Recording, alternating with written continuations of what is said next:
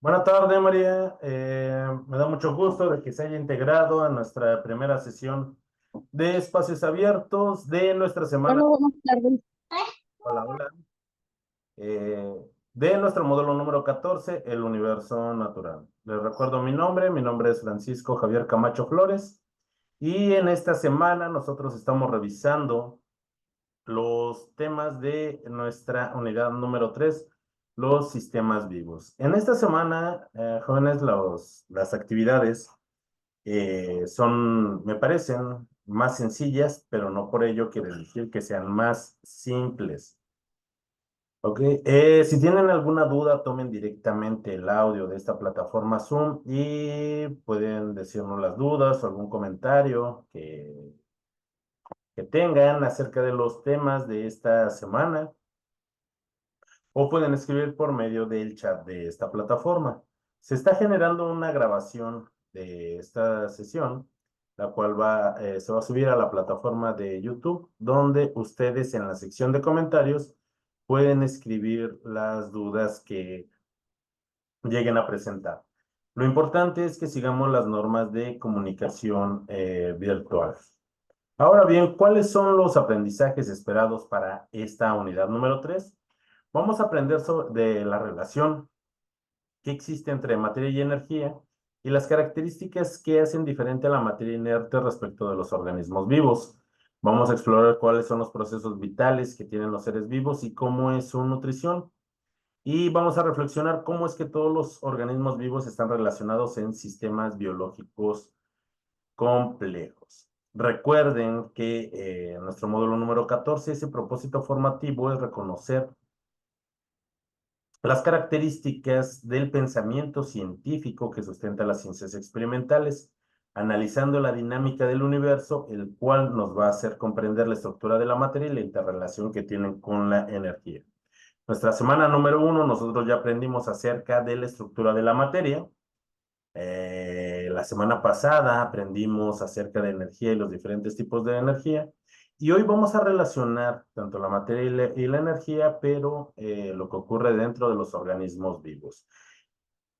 María, ¿tiene alguna duda en particular o algún comentario respecto de los temas de esta semana o respecto de nuestra actividad integradora número 5 y número 6?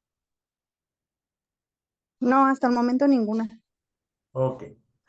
Bueno, vamos a dar inicio a la explicación de nuestra actividad integradora número 5 llamada Los seres vivos. ¿Y cuál es el propósito de esta actividad? Bueno, vamos a comprender las características de los seres vivos, sus procesos vitales, su clasificación y los tipos de organismos que existen. ¿Qué necesitamos para poder realizar nuestra actividad integradora número 5? Reconocer las características de los seres vivos, comprender los procesos vitales, identificar también la existencia de organismos unicelulares. Voy a ser claro desde el inicio de esta sesión para quienes lo vean en la grabación. Se nos están pidiendo un organismo unicelular y un organismo pluricelular que se utiliza en la industria farmacéutica. Y debo de ser claro y enfático. Saccharomyces cerevisiae, Penicillium, no son organismos pluricelulares, son organismos unicelulares. Continuamente veo estos detalles en generaciones pasadas y presten suficiente atención porque esos organismos que estoy mencionando son unicelulares. Tanto Penicillium, Saccharomyces y Streptomyces. Son hongos unicelulares. No los confundamos con microorganismos, con organismos pluricelulares, ¿ok? ¿Qué necesitamos para nuestra actividad integradora número 5? Conocer las características de los seres vivos, comprender los procesos vitales e identificar la existencia de esos organismos unicelulares. ¿Qué vamos a entregar? Únicamente vamos a entregar un documento en Word con todos los rubros que se nos estén solicitando.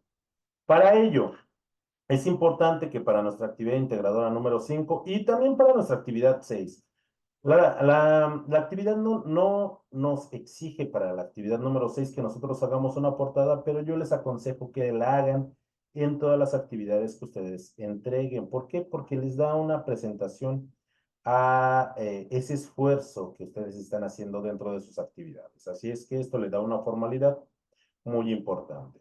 La actividad integradora número 5 sí nos exige que hagamos una portada con sus datos de identificación y el título de este documento. Vamos a crear una tabla en el cual, y muy importante, vamos a describir con nuestras propias palabras las 8 características que tienen los seres vivos. Y vamos a buscar una imagen en Internet que corresponda a cada una de estas características. Estas características son fundamentales y todos los seres vivos la tienen. Claro, existen algunos seres vivos que tienen más características, pero todos los seres vivos comparten estas 8 características fundamentales que vamos a ver más adelante. Vamos a describir en un párrafo de 8 o 10 renglones los procesos vitales y cómo se relacionan. Vamos a elaborar un cuadro en el cual vamos a enlistar 5 características de organismos unicelulares y 5 características de organismos pluricelulares. Aquí, importante, vamos a mencionar un organismo unicelular y uno pluricelular que se utilizan en la industria farmacéutica. Vamos a agregar 2 ejemplos de sus usos en la medicina. Pongan mucha atención y se lo repito por segunda vez. Saccharomyces, Penicillium y Streptomyces no son pluricelulares, son unicelulares. ¿Ok? Finalmente, para nuestra actividad vamos a escribir una conclusión de media cuartilla en el cual vamos a explicar con nuestras propias palabras la importancia del conocimiento científico para el estudio de los seres vivos. Cuando nosotros terminemos nuestro documento, colocando las referencias de las cuales nosotros hagamos uso de la información, nuestros apellidos, guión bajo nuestro nombre y la clave de esta actividad que es M14, S3, A y 5. ¿Y cuáles son esas características que son comunes a todos los seres vivos? Todos los seres vivos para poderlos clasificar como un ser vivo y no como un ser no vivo o esa materia inerte, debe de tener al menos estas 8 características que son comunes entre todos los seres vivos.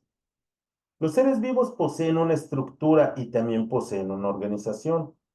Esta estructura de los seres vivos está altamente organizada, es decir, cuenta con partes especializadas y coordinadas.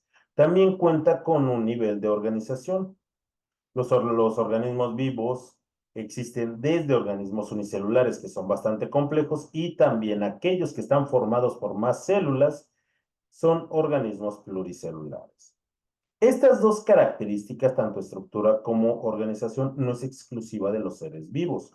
Yo aquí en la mano tengo una engrapadora y cuenta con partes móviles y coordinadas. También cuenta con un nivel de organización, pero este nivel de organización que tiene esta engrapadora no lo hace un organismo vivo. Sí posee una estructura, una organización, pero es muy sencilla. Los organismos vivos tienen tanto una estructura como un nivel de organización muy complejo. Vamos a ver el nivel de organización de los organismos vivos que lo podemos proyectar desde la estructura más pequeña hasta cúmulos muy grandes, de acuerdo a ese tipo de organización. ¿Okay? Eh, los seres vivos cuentan con un metabolismo. ¿Y qué es ese metabolismo? Es un conjunto de reacciones químicas que en un organismo vivo son reacciones biológicas que le ayuda a sustentar este proceso que es la vida. Es decir, ayuda a los procesos biológicos. El metabolismo lo clasificamos de acuerdo a las reacciones como anabolismo y como catabolismo. El catabolismo nos permite obtener energía, energía que necesitamos, por ejemplo, para nuestros procesos vitales, para correr, para brincar, para estudiar, para bailar, para trabajar. Incluso cuando los seres humanos descansamos o los animales descansan, incluso gastan energía, no tanto como cuando hacemos ejercicio, pero aún así se necesita energía para el mantenimiento de esos procesos vitales. Ahora bien, la otra parte del metabolismo se llama anabolismo y también es un conjunto de reacciones químicas que le permite a los organismos vivos el crecer, el desarrollarse y sobre todo ese mantenimiento celular. El metabolismo es una característica de los seres vivos, única y exclusiva de los seres vivos. La materia inerte no la tiene. Tiene una estructura y tiene una organización. ¿Qué es lo que pasa si yo rompo esta engrapadora? No va a sanar. De hecho, pues, tendría que comprar otra. ¿Qué es lo que pasa si yo me cortara cuando rompo mi engrapadora? Voy a cicatrizar y voy a sanar. ¿Por qué? Porque soy un organismo vivo, gracias a esas reacciones anabólicas y entre otras reacciones biológicas en mi cuerpo, tengo esa capacidad. Asimismo, tengo esa capacidad de tomar esa energía de los nutrientes para llevar a cabo todas las actividades que yo necesito, de las cuales estoy consciente y de las cuales también eh, funcionan de forma automatizada en mi cuerpo como las funciones de respiración o de circulación, ¿ok? Entonces ya encontramos una característica que es exclusiva de los seres vivos. Los seres vivos también presentan una homeostasis. Esta homeostasis es la capacidad que tienen los seres vivos de regular su ambiente interno. Por ejemplo, en gran parte de nuestro país, el día de hoy hace muchísimo calor y que cuando pues, nos aproximamos, ya estamos cerca del verano, cuando hace calor generalmente utilizamos ropa más holgada, ropa de algodón que nos permita transpirar de forma adecuada y mantener refrigerado nuestro cuerpo a una temperatura óptima. ¿Por qué? ¿Qué es lo que pasa si mi temperatura incrementa? La temperatura del ser humano es aproximadamente una temperatura promedio entre 36,5 y 37 grados. Si mi temperatura se eleva 1 grado Celsius más a 38 grados, estaría presentando una febrícula. Si se eleva a 39 o a 40 grados, ya estoy presentando fiebre y empiezo tal vez a marearme, a sentirme mal, con un dolor de articulaciones. Si mi temperatura se eleva 1 grado más, puedo presentar convulsiones, incluso puedo morir. Solo 3 grados por arriba de esa temperatura promedio es muy riesgosa para mí. ¿Por qué? Porque mis funciones biológicas, ese metabolismo ya no se está efectuando en las condiciones que se debería de efectuar. ¿Qué es lo que pasa, por ejemplo, en invierno? En invierno hace mucho frío y yo utilizo ropa que me proteja, que me aísle de esas temperaturas bajas. ¿Por qué? Porque si mi cuerpo baja 1 grado, 2 grados de temperatura, tampoco esas reacciones biológicas no se pueden llevar a cabo. Y entonces empezaría con con un proceso, presentaría una hipotermia. Y eso podría traer grandes riesgos a mi cuerpo, por ejemplo, que no circule mi sangre a mis extremidades, que se ponga azul, que se empiece a poner negra y que tenga que amputarme las extremidades o perder la vida. Por ello, esos procesos homeostáticos son muy importantes y es otra característica que únicamente los seres vivos tienen. La materia inerte no posee. Ahora bien, entre los diferentes tipos de seres vivos también manejan otros tipos de rangos de temperatura. Y no solamente tiene que ver con la temperatura, tiene que ver también, por ejemplo, con mi hidratación, debido a que necesito agua. ¿Para qué? Para que se lleven a cabo esos procesos. Si yo me deshidrato, podría poner en grave riesgo mi vida, o si consumo mucha sal. Todos esos procesos son procesos homeostáticos que tienen a cabo los seres vivos. Los seres vivos también tienen otra característica y es una característica de crecimiento. Los seres vivos presentan un crecimiento regulado, incluso si son organismos unicelulares y microscópicos. Para poderse reproducir, esos organismos necesitan aumentar un poco su tamaño para iniciar el proceso de división celular. Los animales como los elefantes, un rinoceronte, una jirafa, el ser humano, nacen como crías, como cachorros, bebés, según corresponda, como sesnos, y estos presentan un crecimiento regulado. Pues, el ser humano pasa por diferentes etapas de su vida. Es un bebé, después es un infante, Es un niño, pasa por una pubertad, una adolescencia, hasta convertirse en un organismo maduro y adulto. Por ejemplo, lo podemos ver con las plantas. Las plantas, una vez germinadas, se forma una plántula, después una planta, quizás un arbusto, y tal vez se hace una planta de un árbol leñoso y se convierte en un árbol, ¿no? Los seres vivos presentan entonces un crecimiento regulado. La materia inerte no presenta un crecimiento.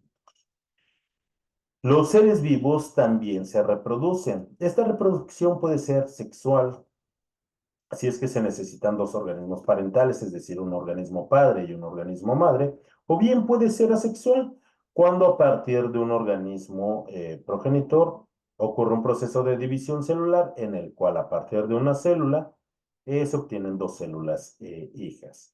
Existen, por ejemplo, animales que se pueden reproducir de forma sexual. Son muy pocos, pero existen. Por ejemplo, las estrellas de mar. Cuentan con todos los órganos para poderse reproducir de forma sexual. Pero, por ejemplo, si partiéramos exactamente a la mitad a una estrella de mar, de ambos fragmentos podría surgir una estrella nueva. Es un tipo de reproducción especial que se llama, o un tipo de partenogénesis. Y, por ejemplo, las plantas tienen varios tipos de reproducción. ¿Se reproducen sexualmente? Claro que sí. El polen se deposita en el cáliz, donde los gametos dan origen a o llevan la información para un nuevo ser vivo. En el caso de las bacterias se reproducen por fisión binaria, es decir, a partir de una célula, esta se divide y se crean dos células más. ¿Esta es una característica exclusiva de los seres vivos? No. ¿Por qué?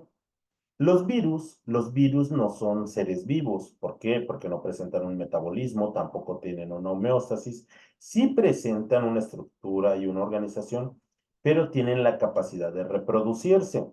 Claro que esta capacidad de reproducción forzosamente necesitan infectar a una célula viva para poderse reproducir, pero pueden llevar a cabo este mecanismo, sí, pero ello no los convierte en organismos vivos. Los virus no están vivos, aunque presentan algunas características de los seres vivos, pero forzosamente necesitan tener estas 8 características.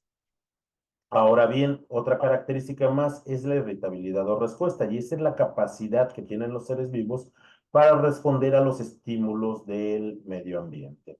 Por ejemplo, en pantalla le pongo, María, una plantita, tal vez usted tenga una de estas en casa, donde cuando se le toca, tiene diferentes sensores biológicos que hacen que se plieguen las hojas o estos foliolos. ¿Por qué? Porque tal vez se haya posado una oruga y en forma de protección de una respuesta, la planta se pliega para que no tenga oportunidad de posarse ahí esa oruga y se caiga, y así no ser devorada. O por ejemplo, los girasoles tienen una respuesta hacia la luz del sol y la empiezan a seguir desde el amanecer hasta al anochecer. Y no solamente pasa con las plantas. Por ejemplo, si ustedes llegan a casa, es de noche y ya sea con familiar o un amigo se esconda detrás de la puerta y cuando nosotros entramos y nos brinca de repente, tal vez gritemos, nos desmayemos o salgamos corriendo. ¿Por qué? Porque es una parte de una respuesta ante un miedo. O por ejemplo, si son tan descuidados como su asesor virtual, en las mañanas que siempre se le hace tarde y se prepara su desayuno y olvida que el comal está caliente y lo agarra con la mano y siente este calor, inmediatamente lo suelto, a veces grito. ¿Por qué? Porque es un mecanismo de respuesta para no seguirme haciendo daño. Los seres vivos presentan en mayor o menor medida esta característica de irritabilidad o respuesta. Finalmente, los seres vivos, y como esta última característica común entre todos los seres vivos, porque existen otras características, pero particulares, no comunes, existe esa adaptación. ¿Por qué? Porque cuando los seres vivos se integran dentro de poblaciones y estas poblaciones a comunidades con otros seres vivos, existe una competencia y aquí puede existir algo que se llama evolución. Claro que para que exista esto se necesita mucho tiempo para que pueda efectuarse una adaptación hacia lo cambiante que puede ser el medio. ¿Ok? Estas son las 8 características. Ustedes las tienen que describir con sus propias palabras y buscar una imagen en internet que sea apropiada a la descripción de cada una de estas características. ¿Cuáles son esos procesos vitales que todos los seres vivos realizan y que la materia inerte o esos seres no vivos no pueden llevar a cabo? Es la reproducción, la nutrición, el metabolismo, el transporte de sustancias y la respiración. Vamos a iniciar con la reproducción. Como hace un rato comenté, la reproducción puede ser una reproducción sexual, donde se necesiten dos organismos parentales, es decir, un organismo padre y un organismo madre, pero puede haber reproducción asexual. Puede existir fisión binaria, como en el caso de las bacterias. Puede haber esporulación, como en el caso de los hongos. Puede haber una especie de partenogénesis. Por ejemplo, tal vez a nosotros nos guste mucho un limonero que tenga algún vecino. Y nuestro vecino nos da la oportunidad de que le podamos trozar una rama a ese árbol para procurarla y de esta rama pueda crecer un árbol también. Se puede, sí. Existen en las plantas, por ejemplo, los esquejes o las estacas, que son mecanismos de reproducción de la planta. No necesitamos sembrar una semilla, sino a partir de un fragmento de este ser vivo podemos reproducirlo. Todos los seres vivos presentan un metabolismo, es decir, esas reacciones que nos permiten ese mantenimiento celular, un crecimiento y desarrollo. Incluso los microorganismos, hablando de organismos unicelulares que están conformados por una sola célula, también existen este tipo de mecanismos. Un organismo unicelular necesita crecer para iniciar este proceso de reproducción. También este metabolismo les permite aprovechar a partir de los materiales del entorno para la producción de energía. Eh, Ello va acompañado a través de los procesos de nutrición. El, no todos los organismos vivos se nutren de la misma forma, debido a que, y algo muy importante que voy a adelantar, lo que respecto de la actividad integradora 6.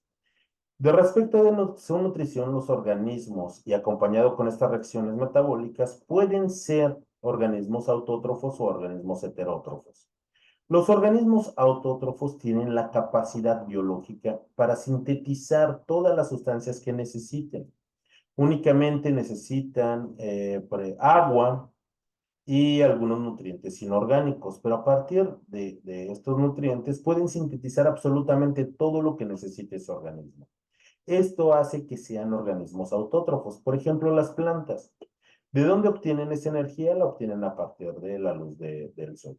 Existen algunos otros organismos que obtienen, por ejemplo, la energía a partir de procesos químicos de oxidación y de reducción. En el caso del el ser humano no es un organismo autótrofo. No puede sintetizar o producir todas las sustancias que se necesitan. Así es que necesita consumir a otros organismos vivos. Necesita consumir esas moléculas ya preformadas, que nosotros les llamamos alimentos y que complementan esa parte de nuestra nutrición. Todos los seres vivos necesitan efectuar también algunos procesos de transporte de sustancias. Por ejemplo, nosotros nos mantenemos vivos gracias a que respiramos. Respiramos aire y en el aire se encuentra ese oxígeno que es indispensable para poder respirar y es indispensable para nuestro metabolismo y para que podamos obtener energía. ¿Todos los organismos respiran oxígeno? No. Para algunos organismos el oxígeno es muy tóxico. A estos organismos se les llama anaerobios. El ser humano y los animales somos organismos aerobios. Los organismos anaerobios, el oxígeno es muy tóxico, pero llevan a cabo un proceso de respiración. Ese proceso de respiración lo completan mediante procesos de oxidación donde utilizan el dióxido de carbono o la reducción de algunas otras sustancias químicamente para completar este tipo de proceso. Tal vez se pregunten, ¿qué pasa con los peces? Los peces respiran oxígeno, al igual que nosotros. solo que con diferentes órganos. El ser humano y los animales, los leones, los elefantes, las ballenas, tenemos un mecanismo de respiración y un sistema de órganos, y fundamentalmente pulmones. En los pulmones se lleva a cabo este intercambio gaseoso. Los peces no tienen pulmones, ellos tienen un mecanismo branquial de respiración. Los peces tienen branquias y están situadas entre la cabeza y el cuerpo de estos animales. Tal vez hayamos visto estas branquias. Esas branquias le permiten filtrar el oxígeno que se encuentra disuelto en el agua para que ellas puedan respirar. Claro que estos órganos también le permiten la difusión de otras sustancias. ¿Ok? ¿Qué es lo que pasa con otros tipos de animales? Por ejemplo, los insectos. Los insectos no tienen pulmones, tampoco tienen branquias, pero digo, al igual que los seres humanos, respiran oxígeno.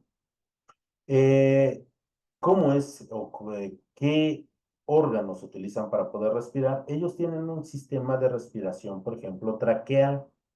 Tienen unos túbulos que van en el abdomen de los insectos que por medio de movimientos musculares transportan el aire y el oxígeno hasta los órganos y las células que necesitan.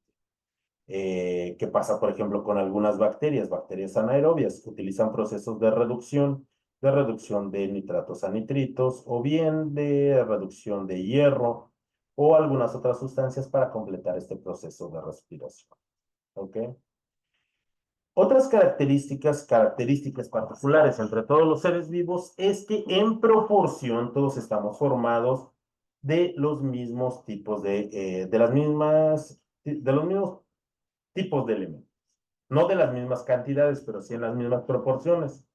Desde una pequeña bacteria hasta un enorme elefante, la proporción es la misma y encontramos los mismos elementos. Los elementos que se encuentran en mayor cantidad es el carbono, el nitrógeno, el oxígeno, el azufre y el fósforo. A eso los vamos a conocer como bioelementos primarios. Cuando estos bioelementos reaccionan entre ellos, forman moléculas orgánicas. Y las moléculas orgánicas que se encuentran en los organismos vivos las vamos a conocer como biomoléculas. Dentro de las biomoléculas que son importantes, vamos a tener a los carbohidratos, a los lípidos, a las proteínas y a los ácidos nucleicos, que conforman las estructuras de los seres vivos. El nivel de organización, y aquí lo vamos a ver, mi engrapadora tiene una estructura y un nivel de organización, por supuesto, pero es muy simple. El nivel de organización de los organismos vivos es muchísimo más complejo. Nosotros conocimos la estructura más pequeña de toda la materia y son los átomos de esos elementos que, hablando de bioelementos primarios, conforman moléculas orgánicas particularmente, y a las que son importantes las vamos a conocer como biomoléculas. Estas biomoléculas son características de los orgánulos celulares que conforman lo que son las células. Un organismo unicelular completamente funcional, conformado por una sola célula, es un organismo unicelular, la unidad fundamental de la vida. Aquellos organismos que están formados por dos o más células son organismos pluricelulares. Y las células que tienen una función específica, forman tejidos. Los tejidos forman órganos. Los órganos se acoplan a otros órganos para funciones específicas, formando sistemas de órganos. Diversos sistemas de órganos acoplados forman un ser vivo pluricelular y superior y bastante complejo. Los organismos unicelulares, por supuesto que son complejos, pero los seres pluricelulares como los árboles, las plantas, los peces, los seres humanos, somos mucho más complejos. Estos sistemas de órganos se dividen y colaboran entre las actividades para mantener esos procesos fisiológicos. Por ejemplo, el ser humano, ¿qué sistemas de órganos tiene? Tiene un sistema esquelético, un sistema muscular, un sistema endocrino, un sistema tegumentario, un sistema respiratorio, un sistema digestivo, un sistema reproductor, un sistema nervioso, un sistema circulatorio y creo que hasta, tal vez estoy omitiendo algunos, pero cada uno está conformado por órganos especializados y también algunos órganos colaboran con diferentes sistemas de órganos. ¿Ok? Hablamos hace un momento sobre esa estructura de la existencia de organismos unicelulares. Los organismos unicelulares están conformados por una sola célula y los podemos clasificar en dos tipos, de acuerdo a las características que tienen, como organismos procariotas y organismos eucariotas, o células procariontes y células eucariontes. ¿En qué se caracterizan o cuáles son las diferencias entre ellos? Las células procariotas son células menos evolucionadas, debido a que estas células no poseen un núcleo definido. De hecho, únicamente tienen un cromosoma donde se encuentra ese DNA y se encuentra en el citoplasma. Cuentan con con algunos organelos celulares y los organismos procariotas pueden vivir en ausencia de oxígeno, pueden vivir también en ambientes extremos, por lo cual también se les conoce como extremófilos. A pesar de su sencillez, son organismos bastante exitosos. La mayoría son heterótrofos, se producen generalmente, su forma de reproducción es por bipartición o por fisión binaria. Todas las bacterias son procariotas y también vamos a tener de algunos otros reinos, como algunas arqueas. Y los organismos eucariotas o las células eucariotas se caracterizan porque tienen un núcleo definido. En este núcleo es donde se encuentra todo el material genético en forma de cromosomas. Pueden presentar una pared celular en el caso de las plantas, o también se le conoce como pared vegetal, o bien solo una membrana, como en el caso de los animales. Son aerobios, se reproducen tanto por procesos mitóticos y meióticos, y pueden ser tanto autótrofos como las plantas o heterótrofos jóvenes como los animales. Esas son las principales características que diferencian a una célula o un organismo unicelular procariota de uno eucariota. Los organismos pluricelulares están formados por dos o más células. Aquí, organismos pluricelulares, no existen organismos pluricelulares que sean procariotas, todos son eucariotas. Algunos pueden ser microscópicos o algunos medir decenas de metros como una ballena azul. Esto, su nivel de organización es más elevado, como les expliqué hace un momento. Eh, Cuando tienen dos o más células, estas tienen una función en específico, forman tejidos, los tejidos forman órganos, los órganos se acoplan dentro de diferentes aparatos para formar un ser vivo pluricelular y superior. ¿Para qué sirven esos sistemas de órganos? Para la colaboración y la división de actividades específicas. Y también cada una de estas funciones está organizada en niveles específicos. ¿Qué características entonces van a tener los organismos unicelulares? Pues están formados de una sola célula. Existen tanto eucariotas como procariotas. De los reinos tanto de bacterias, arquea, del reino fungio de los hongos, cromista y de protozoarios. Van desde tamaños microscópicos hasta unos pocos milímetros. Pueden vivir en hábitats extremos, por lo cual se les conoce como extremófilos, y no conforman estructuras más complejas, aunque sí se pueden agrupar en colonias, pero esas colonias no forman organismos pluricelulares. ¿Ok? Los organismos pluricelulares están conformados por dos o más células, de aquí que tengamos algunos organismos característicos, como todas las plantas y todos los animales, son organismos eucariotas, al igual que los hongos y también algunos que pertenecen al reino cromista. Van desde tamaños microscópicos como los tardígrados o los osos de agua hasta tamaños enormes como las jirafas. Generalmente no viven en hábitats extremos y tienen una alta especialización celular, ya que pueden formar tejidos órganos y sistemas. Y aquí voy a ser claro ya por tercera ocasión. Saccharomyces, Penicillium y Streptomyces no son organismos pluricelulares, ¿ok? Son organismos unicelulares. De aquí, jóvenes, que nosotros, como parte final de esta actividad, necesitamos describir a un organismo unicelular y uno pluricelular que se utilicen en la industria farmacéutica.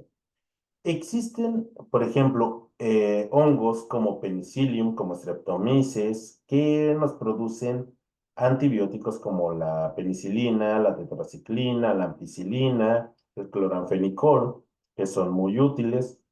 Y existen también organismos pluricelulares. Yo en pantalla les pongo, por ejemplo, la imagen de de un cangrejo herradura. Este solamente vive en las costas de la península de Yucatán y también en el archipiélago que conforma Japón. ¿Por qué es tan importante esta especie de cangrejo? Es un vestigio evolutivo, este tipo de cangrejo existe desde la era de los dinosaurios y se caracteriza porque su sangre es de color azul porque contiene una sustancia llamada hemolinfa. Es tan importante su sangre porque esta sustancia es utilizada en tratamientos experimentales para combatir el cáncer y también para la formulación de otros tipos de medicamentos. Pero, jóvenes, les voy a mencionar, tal vez nosotros utilicemos las propiedades de algunas plantas para algún tipo de padecimiento. Si me duele mi estómago, tal vez me tome un té de manzanilla. Y muy característico en mí, si me caigo y me golpeo y me duele mi brazo, tengo una inflamación, yo me tomo un té de árnica. Y si no tengo árnica para poderme hacer un té porque es un emoliente y también desinflamatorio, voy a la farmacia y me compro una pomada y una pomada de árnica, porque yo sé que es un buen desinflamatorio.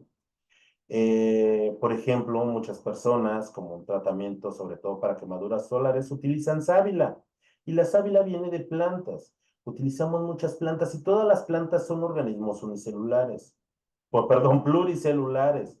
Les pongo, por ejemplo, el árbol de la ceiba. El árbol de la ceiba en su corteza existe lo que es ácido acetilsalicílico. Entonces las infusiones o los tés de la corteza de este árbol es el equivalente a tomarse una aspirina. En la herbolaria existen muchos productos que utilizamos para padecimientos. Por ejemplo, en invierno, cuando me llego a enfermar de tos, por ejemplo, yo me hago un jarabe de cebolla. Corto una cebolla en rodajas, le coloco azúcar, la dejo serenar al menos unas 8 horas y el jugo que le sale me lo tomo como jarabe y le digo adiós a la tos. También algunas veces me hago test de flor de bugambilia y las plantas, pues, son organismos pluricelulares y de ahí extraigo esas sustancias que me ayudan a controlar una enfermedad y que también se utilizan en la industria farmacéutica. Por ejemplo, las toallitas húmedas incluso traen extractos de manzanilla para que no nos irriten. Y plantas utilizamos muchos y todas las plantas son organismos pluricelulares. Así es que hay muchísimos ejemplos. No quiero observar en sus trabajos que pongan como organismo pluricelular, Streptomyces, Penicillium o Saccharomyces. Es la cuarta ocasión que se los digo para quienes estén viendo esta grabación para que eviten incurrir en ese tipo de errores. Ahora bien, nosotros ya conocimos lo que fue el método científico. El método científico que consta de 4 etapas, lo que es la observación, el planteamiento de una hipótesis, la experimentación y la conclusión de esos resultados. Eso nos genera algo muy importante y es conocimiento científico. Cuando nosotros comprobamos nuestra hipótesis y alguien más puede reproducir nuestro experimento y llegar exactamente a los mismos resultados, estamos generando conocimiento científico. Por ejemplo, si yo suelto esta engrapadora que tengo aquí en la mano, yo sé que esta engrapadora se va a caer, va a dirigir hacia el suelo. porque ese es un conocimiento que ya es adquirido, que ha sido comprobado una y otra vez. Yo no necesito tener algo muy frágil y arrojarlo al aire para ver si cae o no, porque eso yo ya lo sé como un conocimiento cierto. El método científico nos arroja ese tipo de conocimiento y que es indispensable para todas las investigaciones científicas. Ahora, por ejemplo, no todo ha sido descubierto y necesita investigarse. Tal vez hoy en día algo que nos aqueje es el calentamiento global. Tal vez algún biólogo, algún científico observe que cada vez hay menos corales en el mar. Tal vez esto sea debido a la contaminación, tal vez esto sea debido al calentamiento global, al calentamiento de los mares. Tal vez los científicos se ponen a estudiar y comprueban una y otra vez que es debido a la contaminación, que es debido al calentamiento global, y ese conocimiento se da como cierto. Una vez obteniendo ese conocimiento, pues tratamos de evitar el alterar nuestro medio ambiente. Así es como se obtiene ese conocimiento científico. María, ¿tiene alguna duda en particular acerca de nuestra actividad integradora número 5? Sí, asesor, por ejemplo, donde dice que insertemos una imagen, creo que es en la instrucción 1, tiene que ser una imagen parecida como la que nos dan en el ejemplo. No. La imagen tiene que ser representativa de esa característica. Por ejemplo, si yo estoy hablando de reproducción, pues puedo poner alguna imagen que sea característica de esa reproducción. Por ejemplo, yo les puse aquí la unión de un espermatozoide como un óvulo para una reproducción sexual. O la imagen de la izquierda, donde vemos a un bacilo, una bacteria que se está reproduciendo por fisión binaria.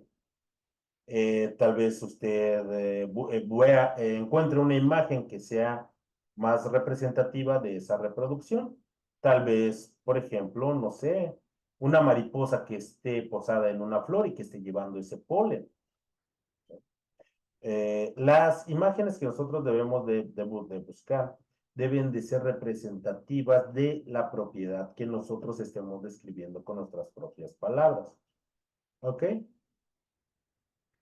Ok, ¿Alguna otra duda? De nuestra... bueno, mm, en la de los organismos unicelulares, no sé si estoy en lo correcto, es son las bacterias, levaduras y las algas. Sí, son organismos unicelulares. Eso es muy correcto. Y en los pluricelulares, están conformados por un conjunto de diferentes células. Así No sé es. si estoy en lo correcto.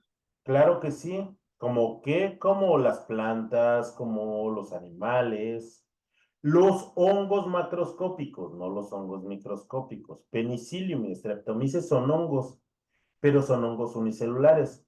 ¿Existen hongos pluricelulares? Por supuesto que sí. Seguramente usted ha comido champiñones o un hongo portobelo. Imagínese una quesadillita de champiñones con queso. Esos son también hongos, pero son pluricelulares. Están conformados por muchas células. Ok. Ok, gracias. Ok, vamos a describir rápidamente lo que es nuestra actividad integradora número 6. No creo que podamos hablar de fondo en el resto de lo que es esta sesión, pero el próximo viernes empezamos con la descripción de nuestra actividad integradora número 6, la nutrición. Esta actividad es increíblemente importante. Espero que la disfruten mucho.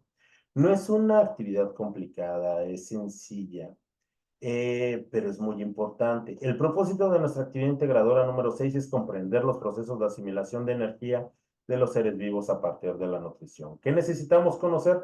Conocer los procesos de nutrición, saber acerca de los procesos de asimilación de energía e identificar la clasificación de la materia. ¿Qué vamos a entregar? Un documento en Word, al igual que nuestra actividad integradora número 5, integrando lo siguiente. Por favor, me gustaría que integraran una portada.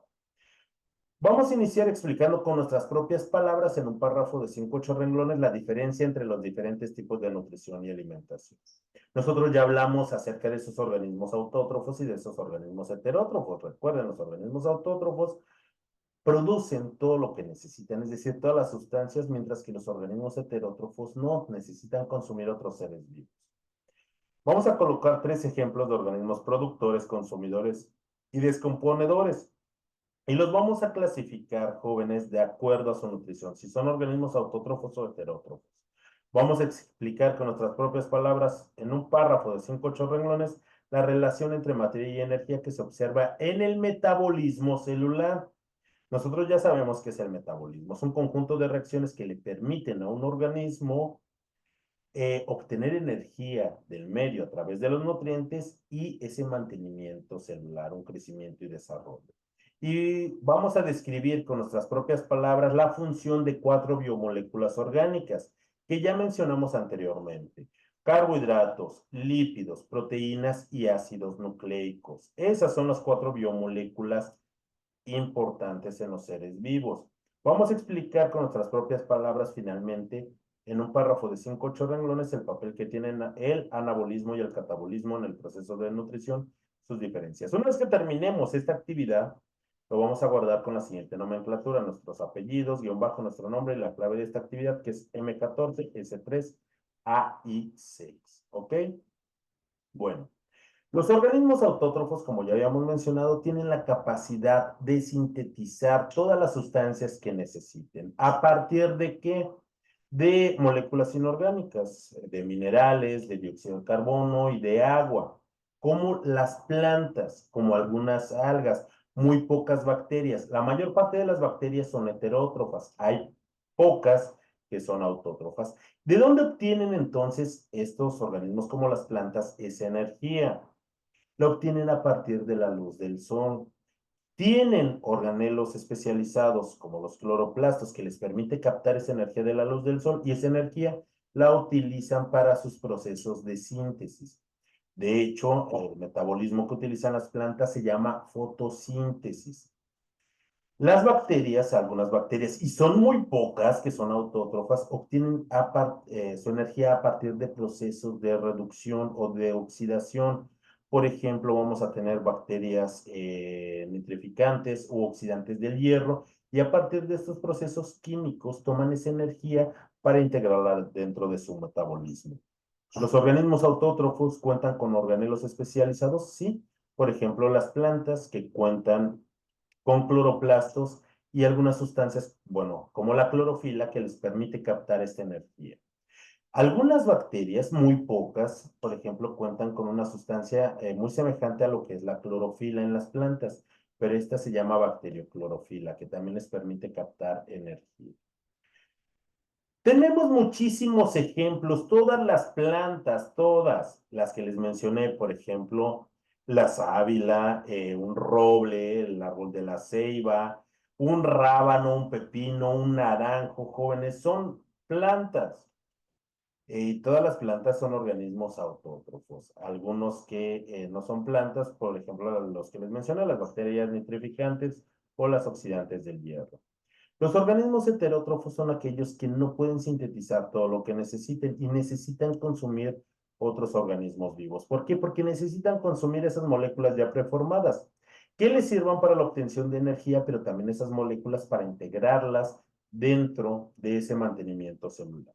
El ser humano, ¿qué consume? Consume otros seres vivos. Comemos puerco, comemos pollo, comemos res, comemos plantas, comemos frutas, y de ahí obtenemos, mediante estos procesos de nutrición, fabricamos energía, pero también tomamos esos componentes para nuestro crecimiento, desarrollo y mantenimiento celular.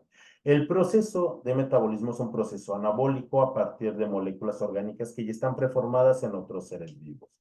La fuente de energía es una fuente de energía química. ¿Por qué? Porque a partir de esos procesos de nutrición obtenemos compuestos de alta energía que utilizan nuestras células para poder nosotros realizar todas las actividades que necesitamos. ¿Poseemos organelos especializados en las células? No, no poseemos. ¿Qué ejemplos tenemos? Todos, absolutamente todos los animales, la mayor parte de las bacterias, todos los hongos y los parásitos. De hecho, los hongos, sean macroscópicos, sean microscópicos, sean unicelulares o sean pluricelulares, los hongos tienen una función biológica muy importante en el medio ambiente y se les conoce como organismos saprófagos. ¿Qué quiere decir? Que estos organismos, debido a que son heterótrofos, son los encargados de reciclar toda la materia orgánica para cumplir con estos ciclos biogeoquímicos y estos ciclos biológicos. ¿Y para qué es importante? Porque con esto conocemos nosotros la cadena trófica o esta red trófica. La red trófica es una red de organismos que se encuentran sensiblemente adaptados y que les permite el prosperar entre unos y otros, donde existe un intercambio de materia y energía. Hay algo particular y en esta imagen yo lo represento en forma de una pirámide. En esta, jóvenes, en la base de la pirámide es donde encontramos a la mayor cantidad de organismos y también son los más importantes. ¿Y qué es lo que vemos en la imagen? Organismos autótrofos como las plantas. Las plantas soportan a todos los organismos vivos en la superficie de nuestro planeta. ¿Ok? ¿Y por qué son tan importantes? Porque a partir de ellos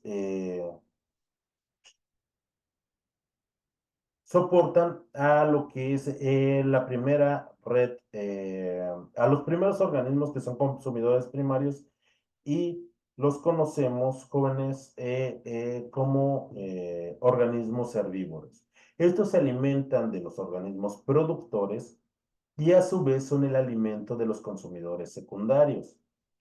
Si vemos en la parte superior, vamos a encontrar a los organismos, a los consumidores terciarios o generalmente son depredadores. Si nosotros observamos vamos subiendo de nivel, se vuelve más específico y también más reducido. Si la base de esta red trófica es amplia, los siguientes niveles también van a ser muy amplios. Si la base es muy reducida, los niveles superiores van a ser muy reducidos. Debido a que existe un equilibrio entre diferentes niveles, si ocurre un desequilibrio entre un nivel y otro, va a repercutir en los niveles superiores. Imaginen que la base es increíblemente grande, que hay muchísimas plantas. Eso les va a dar oportunidad a que los organismos herbívoros se reproduzcan y haya más de ellos. Si hay mucho más de ellos, va a haber más alimento para los niveles superiores y se va a fortalecer. ¿Qué es lo que pasa con las sequías? ¿O qué es lo que pasa cuando hay menos áreas verdes? Si hay menos plantas, ¿qué pasa con los organismos en las zonas superiores? Van a reducir su tamaño e incluso pueden desaparecer. Los animales que se encuentran y que son especializados, esos depredadores que están en la cima de esa red trófica o de la cadena alimenticia, no solamente son los más fuertes, sino también son los más sensibles debido a esta especialización que tienen. Si desaparece los organismos en los que se reproducen de los niveles inferiores o disminuye su número, se ve muy afectado. Y de esta forma, jóvenes, es como existen organismos productores, organismos consumidores, y vamos a hablar, ya para terminar esta sesión, de los organismos descomponedores. Les mencioné que los hongos tienen una función muy importante dentro de los ecosistemas y descomponen la materia muerta para nuevamente eh, restituir esos nutrientes en los niveles anteriores. No solamente los hongos tienen esta función, sino también existen otros organismos, por ejemplo, como las lombrices, que facilitan este trabajo dentro de la naturaleza. Algunos escarabajos también se dedican, por ejemplo, a reciclar esta materia, son organismos descomponedores o las larvas de muchos de estos insectos. Jóvenes, vamos a terminar esta sesión de espacios abiertos hasta este momento y el próximo viernes arrancamos con una explicación completa de nuestra actividad integradora número 6. Antes de cerrar esta sesión, María, ¿quedó alguna duda acerca de las actividades? Ningún asesor. Bueno, le agradezco mucho el que se haya integrado a esta sesión. Nos vemos el próximo viernes a la misma hora para platicar de lleno acerca de nuestra actividad integradora número 6. Le agradezco mucho Gracias, buenas tardes. en que se haya integrado y que tenga una muy bonita tarde. Adiós.